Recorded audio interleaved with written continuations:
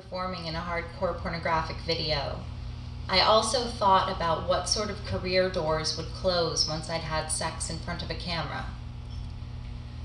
Being a school teacher came to mind, but that was fine, since I didn't want the responsibility of shaping young minds. And yet, thanks to this country's non-functional sex education system and the ubiquitous access to porn by anyone with an internet connection, I have that responsibility anyway. Sometimes it keeps me awake at night, but I try to do what I can. Pornography was not intended as a sex education program. It was not intended to dictate sexual practices or to be a how-to guide.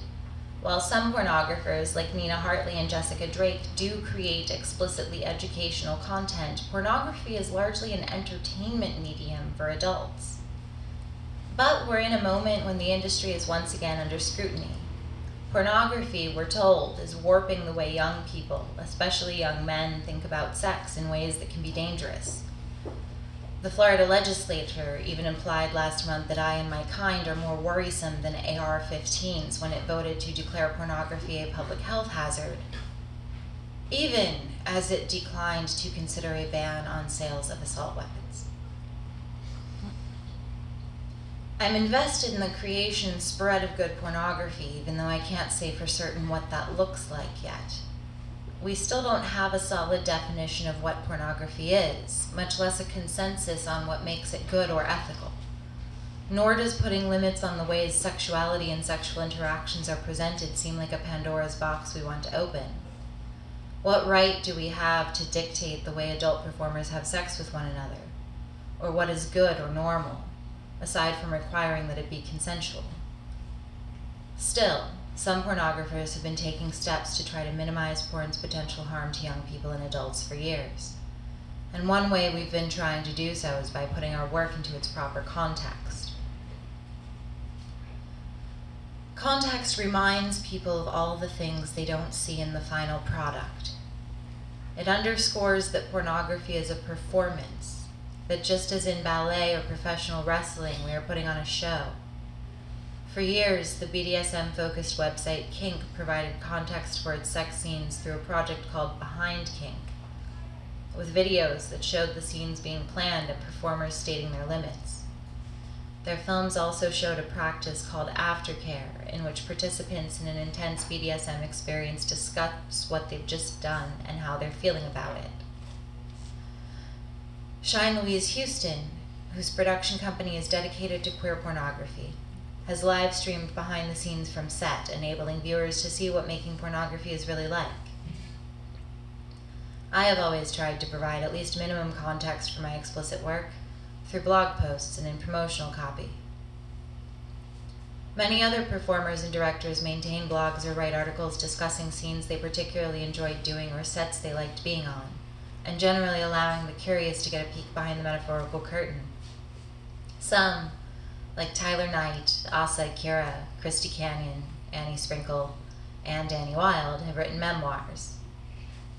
When viewers have access to context, they can see us discussing our boundaries, talking about getting screened for sexually transmittable infections, and chatting about how we choose partners. Occasionally, they can even see us laying bare how we navigate the murky intersection of capitalism, publicity, and sexuality. But this context is usually stripped out when a work is pirated and uploaded to one of the many free tube sites that offer material without charge. These sites are where the bulk of pornography is being viewed online, and by definition don't require a credit card, making it easier for minors to see porn. And so the problems that come with porn are inseparable from the way it's distributed. How it's distributed also shapes the type of porn that is most readily available to teenagers.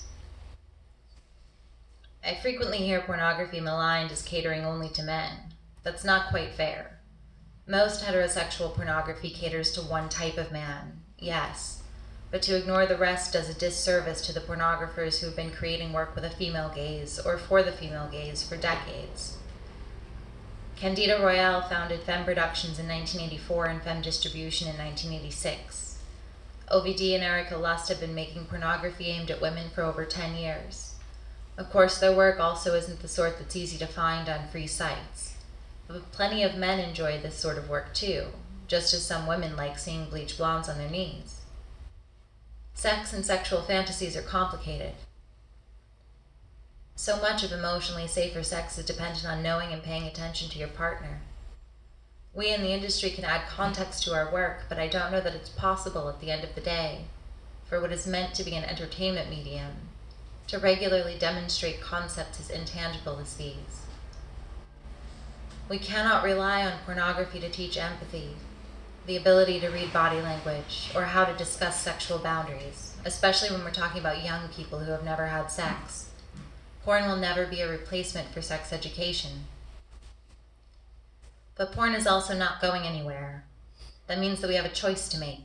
We can hide our heads in the sand, or we can, in addition to pushing for real lessons on sex for young people again, tackle the job of understanding the range of what porn is, evaluating what's working, and what we can qualitatively judge as good, and try to build a better industry and cultural understanding of sex.